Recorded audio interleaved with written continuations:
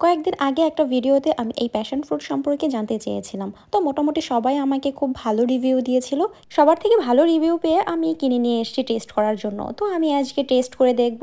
এটাকে ধরার পর আমার কাছে মনে হলো যে এটা অনেক হালকা, আর আমি প্রথম ভেবেছিলাম যে একটু ভারী হবে। কেটে নেওয়ার পর এটার ভেতরটা এরকম দেখতে ছিল। তো প্রথমে আমি একটু লবণ দিয়ে টেস্ট করেছি। তো লবণ দিয়ে টেস্ট করার পরে আমার কাছে মানে ভালোই লেগেছে আর কি, ওরকম খারাপ লাগেনি। তবে অনেক ভালো লেগেছে ব্যাপারটা এমন না। অনেকেই বলেছিল এটা খেতে অনেক বেশি টক, আর আমার কাছে ওরকম অনেক বেশি টক মনে হয়নি, তবে আমার কাছে মোটামুটি ভালো লেগেছে। তো এরপরে আমি আরেকটা নিব, এটা হচ্ছে আমি চিনি আর লবণ দিয়ে টেস্ট করব।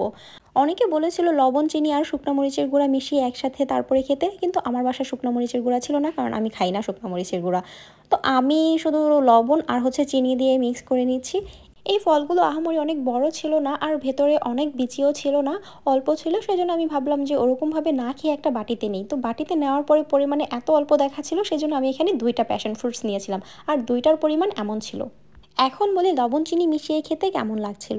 লবণ আর চিনি মিশিয়ে খাওয়ার থেকে আমার শুধু ভালো লেগেছিল লবণ দিয়ে খেতেই। মানে চিনি মেশানোর পরে আমার কাছে টেস্টটা একটু অন্যরকম লেগেছে, কিন্তু আমার কাছে ভালো লেগেছিল লবণ দিয়ে খেতেই। যে কোনো খাবারেরই টেস্ট সবার কাছে যে একরকম লাগবে ব্যাপারটা এমন না।